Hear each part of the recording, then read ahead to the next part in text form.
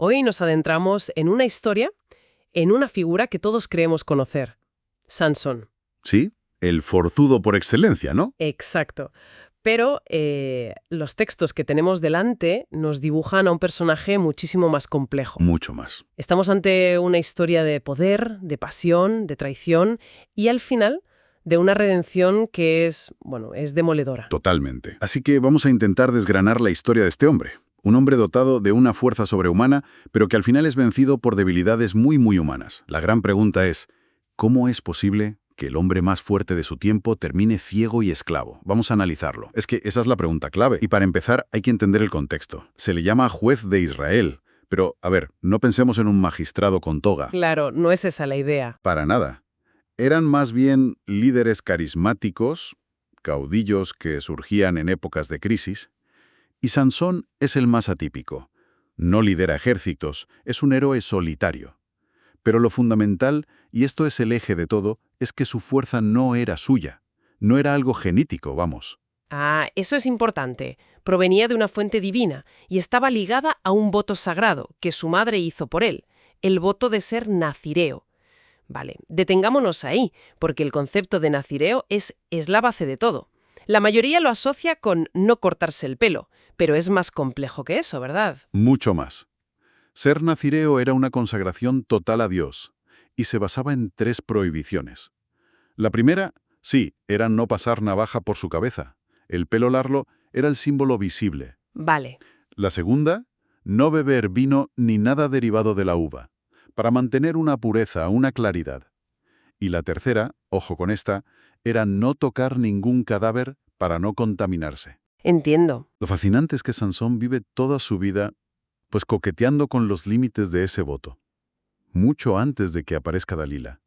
El pelo es solo el último eslabón de la cadena. O sea que no es una caída repentina, es más una erosión poco a poco. Exacto. Pero antes de llegar a esa caída, hablemos de la fuerza, porque las demostraciones son de una escala casi mitológica. La primera que se narra es brutal. Sí. Va caminando, se le acerca un león rugiendo y él, sin armas, lo desgarró como se desgarra un cabrito, así, con las manos. Es una imagen potentísima. Pero a mí me interesa más la frase que viene justo antes. El espíritu del Señor irrumpió sobre él. Ah, esto es crucial. No es que Sansón fuera Superman, con una fuerza constante. Era más bien un recipiente que se llenaba de poder divino en momentos puntuales. Y esto paradójicamente lo hace mucho más vulnerable. Claro, porque depende de algo externo. Y por cierto, después de matar al león, vuelve y encuentra miel en su cadáver. Y come. O sea, técnicamente, primer punto del voto en entredicho. Ha tocado un cadáver. ¡Ostras! O sea que desde su primer acto heroico ya está en una zona gris. Me llama la atención eso de que el espíritu irrumpió sobre él. Eso significa que era solo una marioneta. No tenía control. Esa es la gran tensión del personaje. ¿Es un agente libre o un instrumento? El texto sugiere ambas cosas. El poder no es suyo, pero la decisión de cómo usa su vida, sus pasiones, eso sí es suyo. Y a menudo lo mezcla todo. Claro, el poder le llega para luchar contra los filisteos, pero él lo usa para sus propios impulsos, como en el famoso incidente de las zorras. Ah, sí. La venganza por la disputa con su suegro. En lugar de un duelo, monta un plan que es una mezcla de ingenio y una crueldad espectacular. Es casi una operación de guerra psicológica. Totalmente. Captura 300 zorras, les atan torchas a las colas y las sueltan en los campos de los filisteos. Arrasa con todo, cosechas, viñedos. Es guerra asimétrica total. Hay que reconocerle el ingenio, sí, aunque la logística de capturar 300 zorras vivas, bueno, el texto lo omite convenientemente. Ya. Pero el punto era el impacto. Un ataque impredecible, devastador. Y esto consolida su imagen de ejército de un solo hombre. Pero fíjate en la soledad que implica. Lucha solo, celebra solo, y esa soledad va a ser un factor clave en su caída. Y el acto que lo convierte en leyenda, el de la quijada de asno, refuerza esa idea. Rodeado por 1000 hombres sin salida. Sí. Encuentra una quijada de asno fresca en el suelo y con ella los derrota a todos. La imagen es increíble. Y de nuevo, la infracción del voto. Ah, es verdad. La quijada es el hueso de un animal muerto. Segundo punto del voto comprometido. Cada acto de poder lo acerca más a romper las reglas que sustentan ese poder. Es una paradoja andante. Toda esta fuerza es casi divina, Invencible. Y esto nos lleva a la pregunta clave. ¿Cómo se derrota a alguien así? Pues los filisteos se dan cuenta de que el ataque frontal es inútil, si no puede romperlo desde fuera. Tienes que hacerlo desde dentro. Y aquí entra en escena Dalila. Exacto. Y no es un caso aislado, es un patrón en su vida. Su debilidad son las mujeres filisteas, mujeres de fuera de su cultura. Y sus enemigos lo saben y lo explotan. Le ofrecen a Dalila una fortuna, ¿no? Una fortuna, sí. El equivalente a décadas de salario. Pero no para que lo mate, sino para que le saque información.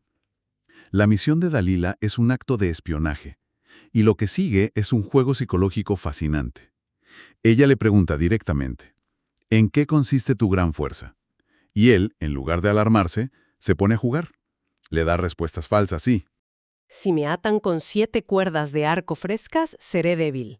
Ella lo intenta, avisa a los filisteos y las rompe como si fueran hilos. Él parece disfrutar del juego, subestimando por completo el peligro real en el que está. Sí, es.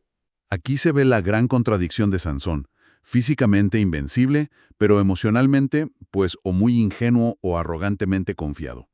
Su pasión por Dalila lo ciega. No ve que cada juego es un intento real de captura. Claro. La historia, en el fondo, no va de fuerza, va de información. A Sansón no lo vence un ejército, lo vence una fuga de inteligencia. La presión de Dalila se vuelve insoportable. El texto dice que lo importunaba cada día. No es seducción, es un asedio psicológico. Un acoso, sí.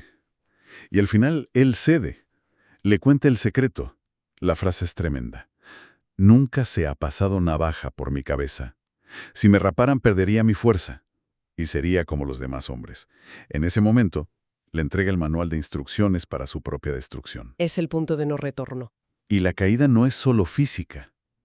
La pérdida del pelo es una caída espiritual. Al revelar el secreto, elige una pasión terrenal por encima de su consagración divina. Rompe el último y más visible símbolo de su identidad. Es una traición a sí mismo. Demuestra que la debilidad más grande no es la falta de poder, sino la incapacidad de proteger la fuente de ese poder. Y la traición es inmediata. Mientras duerme, ella llama a un hombre para que le rape las 7 trenzas. Cuando despierta, intenta defenderse como siempre. Pero el texto dice algo que es escalofriante. Él no sabía que el Señor se había apartado de él. Exacto. Por primera vez, el poder no acude, la conexión está rota. Y lo capturan. A partir de aquí, la humillación es absoluta. Y está llena de simbolismo. No se limitan a encerrarlo. Le sacan los ojos. El hombre que fue guiado por la vista, por sus pasiones visuales, queda en la oscuridad. Y lo ponen a girar la rueda de un molino, un trabajo para bestias de carga. Es la anulación total de su identidad. El héroe convertido en un esclavo ciego. Es una caída brutal. Pero justo ahí, en esa oscuridad, el texto mete un detalle que a veces pasa desapercibido.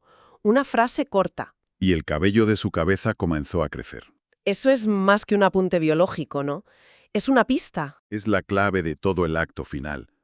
Es una señal sutil de esperanza. La sugerencia de que el voto, aunque roto, podía restaurarse. Su ceguera física se convierte en una metáfora. Privado de la vista, Sansón empieza a ver de verdad. Parece que por fin entiende de dónde venía su fuerza. Exacto. Que no estaba en el pelo, sino en el voto que el pelo representaba. Y esa posibilidad de redención llega en el clímax de su humillación. Los filisteos organizan una fiesta en el templo de su dios, Dagón, para celebrar su captura. Y como acto final de burla, lo sacan para que los entretenga. Lo exhiben como un trofeo, la prueba de que su dios es más poderoso. Lo ponen entre las 2 columnas centrales que sostienen todo. Y es en ese momento cuando él eleva una última oración. Es muy personal, muy directa. Dice, Señor Dios, acuérdate de mí. Te lo ruego, fortaléceme solo esta vez más, para que de un solo golpe me vengue de los filisteos por mis 2 ojos. Sí, es una oración fascinante. Es muy humana. Pide venganza por sus ojos. Pero al hacerlo, su objetivo personal por fin se alinea con su misión divina. Es la primera vez que su voluntad y la voluntad divina son una. Después de una vida de impulsos contradictorios, sí. Y con esa fuerza renovada empuja las 2 columnas. El templo se derrumba, matando a miles de filisteos, a todos sus líderes. y a él mismo. Y la frase final del relato lo resume todo. Los muertos que mató en su muerte fueron más que los que mató en vida. Su muerte es su mayor victoria. Si damos un paso atrás, el legado que deja es... Complejo, muy complejo. Se nos dice que juzgó a Israel 20 años. A pesar de sus enormes defectos, impulsivo, desobediente, la narrativa lo presenta como un testimonio de cómo el poder divino puede obrar a través de instrumentos imperfectos. No es un modelo de conducta, desde luego. Para nada. Es un ejemplo de que incluso en el mayor fracaso puede haber un propósito y una redención. El ciclo se cierra cuando su familia recupera el cuerpo y lo entierra. Se cierra la historia de un hombre que vivió de forma casi egoísta, pero que murió como un mártir. Encontró el sentido de su vida en su muerte. Es una de las figuras más trágicas y humanas de estos relatos. Su historia no es una fábula simple sobre «no te cortes el pelo». Es un drama profundo sobre la fuerza, la debilidad y la identidad. Nos enseña que los dones más extraordinarios no garantizan la sabiduría. Y que a veces la mayor claridad solo se alcanza después de haberlo perdido todo. Sin duda. La historia de Sansón es un recordatorio potente de que la mayor fortaleza y la mayor debilidad pueden residir, y a menudo lo hacen, dentro de la misma persona. Y nos deja con una reflexión final, ¿no? La historia de Sansón, ciego pero que al final ve con claridad, nos plantea una pregunta. No va de fuerza física, sino de dónde depositamos nuestra confianza. Nos hace pensar en qué momentos de nuestra propia ceguera, de nuestra aparente debilidad, cuando sentimos que lo hemos perdido todo, es precisamente cuando encontramos una fortaleza interior que no sabíamos que teníamos.